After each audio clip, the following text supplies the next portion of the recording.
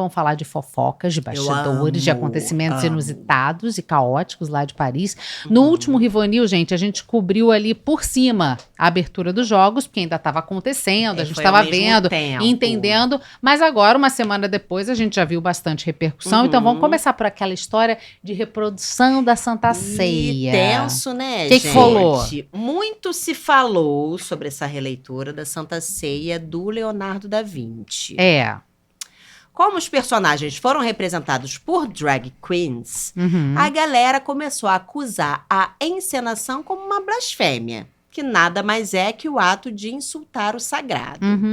Só que o diretor artístico da cerimônia veio com uma outra versão para tentar dar uma acalmada ali nos ânimos. Pediu desculpas e disse que não seria uma representação necessariamente da Santa Ceia, mas sim uma referência a Dionísio, o deus grego do vinho. Certo.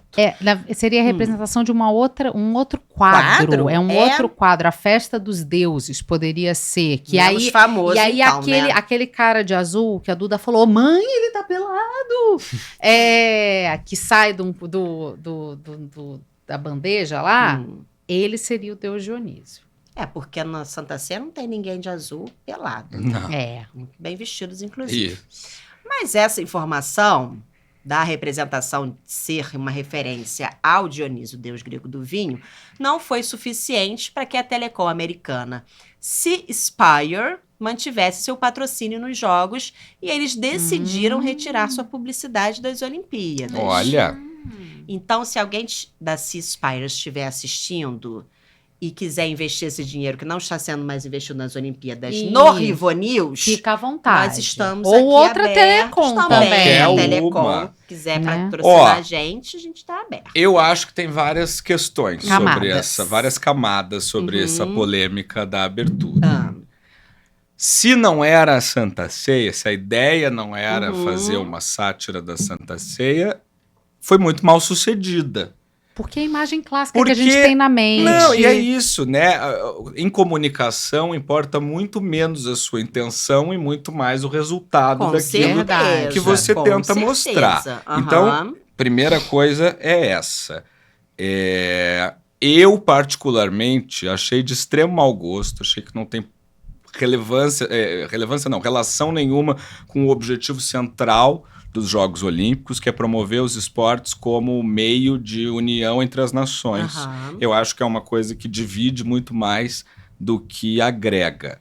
Porém, contudo, não obstante, mesmo que fosse uma representação da Santa Ceia, e mesmo eu, Gabriel, achando de mau gosto, eu acho que a organização teria todo o direito de fazer a representação ali que ela quisesse. Na terra do Charlie Hebdo. Que tá aqui, porque para quem lembra, o Charlie Hebdo fez uma sátira com Maomé na capa de um dos seus jornais semanais e praticamente todos os seus cartunistas foram assassinados num ato terrorista horroroso depois. Então você não pode dizer que você, Je suis Charlie, mas querer que a comissão não faça a sátira que ela bem entender.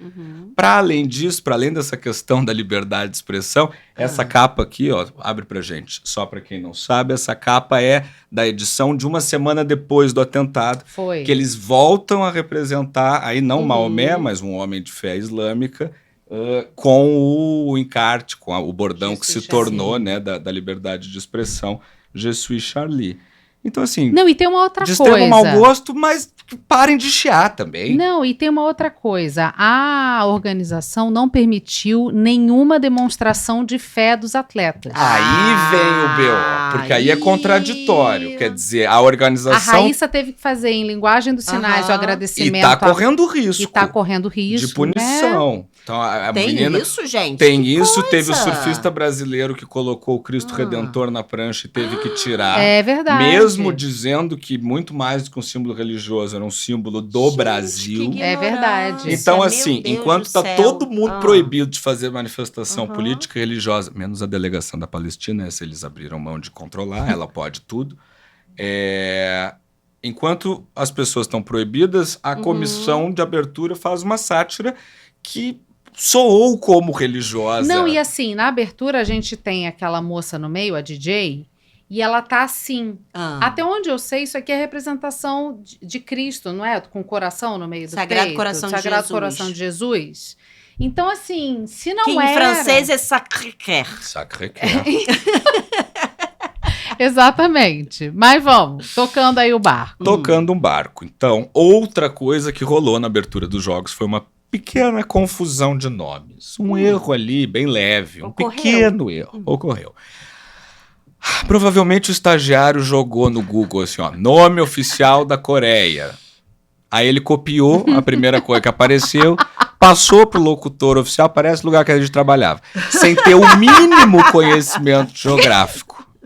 Ocorreu exatamente isso. Durante aquele momento chatíssimo e longuíssimo em que 205 países passavam ali de batomuxo pelo Rio Sena, quando chegou a vez da Coreia do Sul, aquela que você pode visitar tranquilamente, sem precisar usar a camiseta do Kim Jong-un para não ser exilado. Então, aí, nessa hora, o locutor anunciou o país como República Popular Democrática da Coreia. Que, por mais irônico que pareça, é o nome oficial de quem? Dos irmãozinhos ali do norte. Para! Putz, gente, não pode confundir essas duas, não tá podendo confundir. Ruim. Só que nesse caso específico, a relação é um pouco mais complicada, né, do que a de dois irmãos que brigam pelo videogame, por exemplo. O COI, o Comitê Olímpico Internacional, pediu profundas desculpas pela confusão. Não se sabe se para a Coreia do Norte ou para a Coreia do Sul. Jogou no ar. Desculpa, a quem se sentiu ofendido. Jogou no ar. E quem não lembra, gente, das Olimpíadas de 2012 em Londres, quando o comitê organizador cometeu um erro parecido, mas talvez até mais grave, porque antes de um jogo do futebol feminino entre Coreia do Norte e Colômbia, o telão exibiu as bandeiras da Colômbia e da Coreia do Sul. E na época, as norte-coreanas se recusaram a jogar enquanto o erro não fosse corrigido, com toda razão. Nesse caso tem Apesar da gente saber que ali tinha mais medo do que patriotismo. É isso.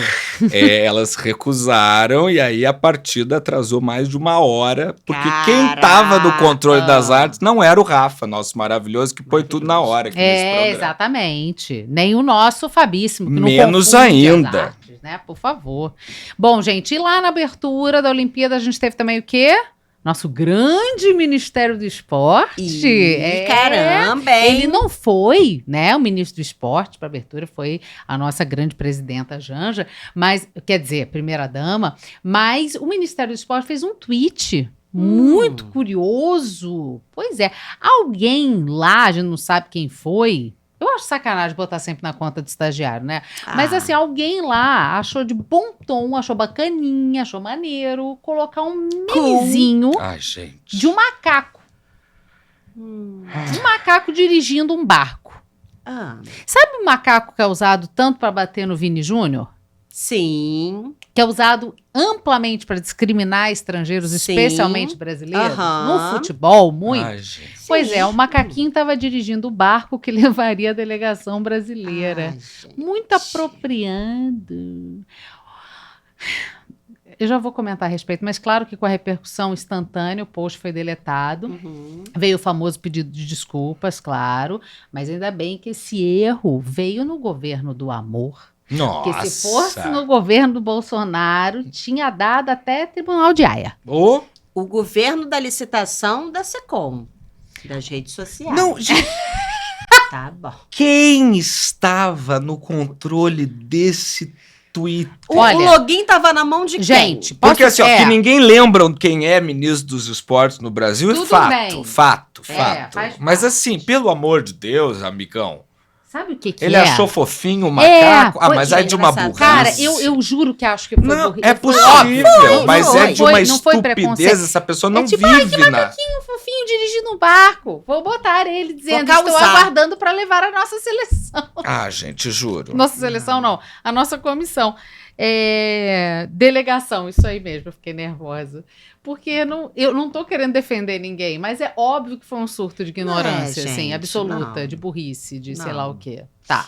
E aí, saindo da cerimônia de abertura, indo agora sim para os jogos, essa notícia só não tá ali no Keeping Up, porque ainda não temos todas as informações. Mas a nadadora brasileira Ana Carolina Vieira foi expulsa de Paris depois de, segundo a chefia da natação brasileira, contestar de uma forma agressiva uma decisão da comissão técnica.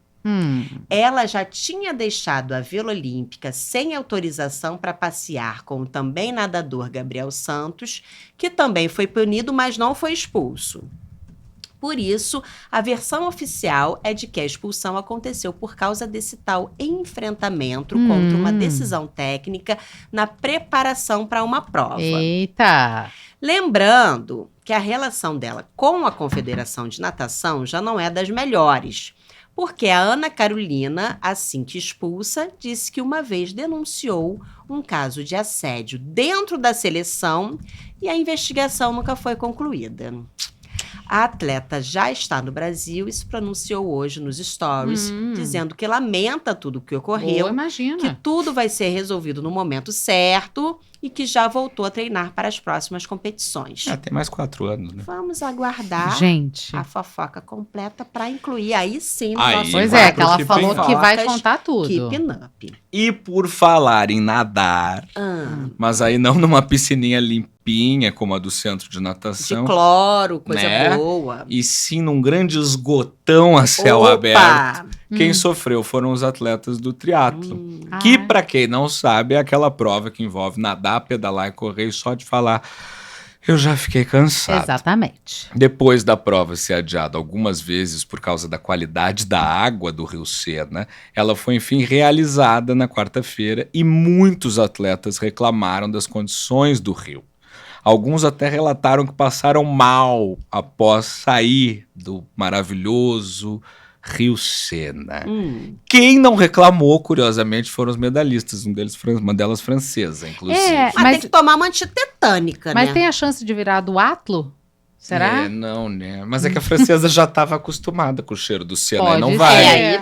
Tinha que ter passado no antidoping. Mas assim, tá pior do que Brasil, né? Tô um pouco chocada. Porque Rio de Janeiro, Baía do Guanabara, aquela coisa toda. Mas quem não se incomodaria com uma aguinha sujinha, definitivamente, é o australiano Matt Dawson, que é atleta do hóquei sobre a grama. Por quê? 2 semanas antes do início dos jogos, ali durante um treinamento de preparação para as Olimpíadas, o Dawson quebrou de forma gravíssima um dedo da mão direita. Famoso, até aí tudo bem, faz parte. Vida de um atleta de alta performance como o Gabriel, por exemplo, né? Eis que sai o diagnóstico. Ele ia ter que fazer uma cirurgia para corrigir o problema do dedo. E a recuperação ia demorar meses, porque, obviamente, depois disso ele ia perder os Jogos Olímpicos, ia ser uma tragédia.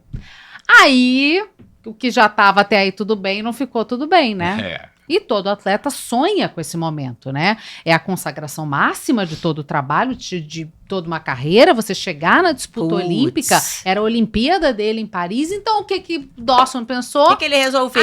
Pra que esse dedo?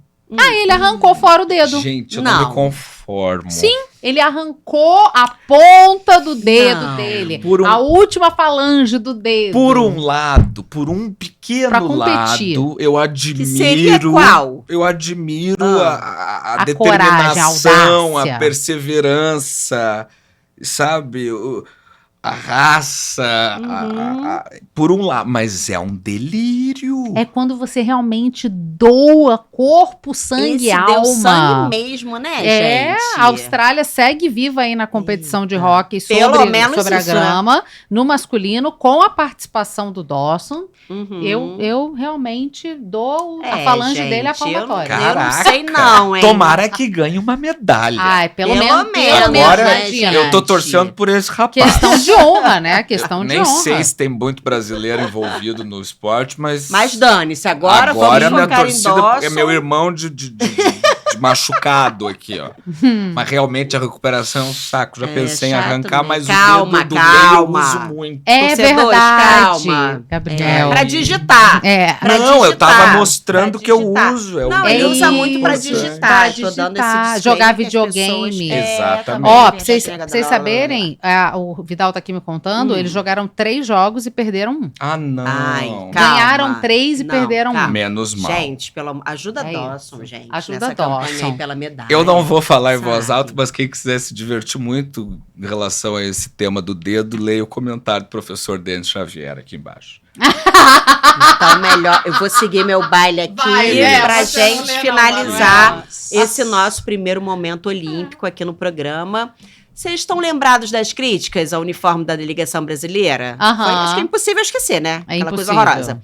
Pois é, elas pareciam unânimes, até que um francês gostou de ser do contra, e o canal de TV CNews, será esse nome? Mas é francês? CNews. Um dos mais importantes do país, elegeu, por incrível que pareça, o nosso uniforme como um dos 20 mais bonitos da competição. Não é possível. Eu tô com um pouco de medo de saber o parâmetro que foi utilizado, porque são 205 delegações com seus uniformes belíssimos ali. A gente tinha ficado entre os 20.